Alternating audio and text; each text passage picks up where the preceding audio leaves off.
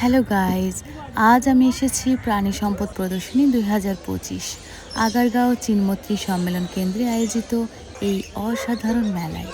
চলুন আপনাদেরকে দেখাই এবারের প্রদর্শনীতে কত বৈচিত্র্যময় প্রজাতির পশু, পাখি ও প্রাণী অংশ নিয়েছে। এই মেলাটি মূলত পশু পাখি লালন পালনকারী, খামারি, উদ্যোক্তা এবং প্রাণী প্রেমীদের জন্য একটি গুরুত্বপূর্ণ প্ল্যাটফর্ম।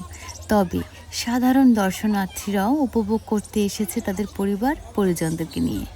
মেলায় ঢুকতেই চোখে পড়ে হাজার রকমের পাখি।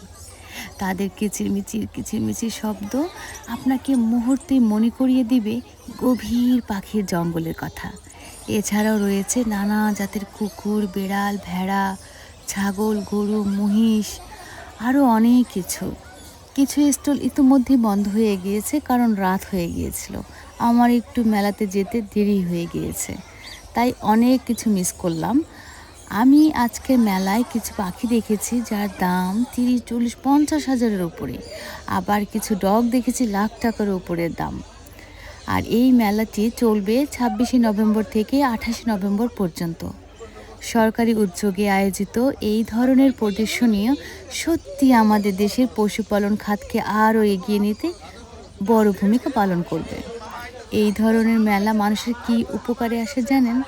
খামারিদের জন্য নতুন প্রযুক্তি ও উন্নত জাত সম্পর্কে ধারণা দেয়।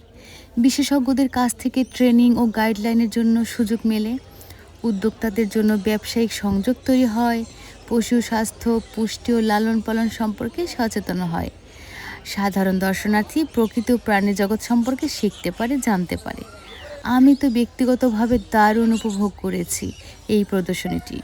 আপনারাও যদি এখনও পর্যন্ত অনেকে না জেনে থাকে, না যেয়ে থাকেন, তাহলে আমার এই ভিডিওটি শেয়ার করে দিন, যাতে আরও অনেক প্রাণী প্রেমী এই মেলার খবর জানতে পারে ও উপকৃত হতে পারে। এখানে বেশ কিছু গরু এসেছে বিভিন্ন শহর থেকে, বড় বড় সাইজের। আর তারা বিভিন্ন ধরনের খেলা দেখাতে লাগলো, যেটা দেখে আমার ভীষণ ভালো লেগেছে।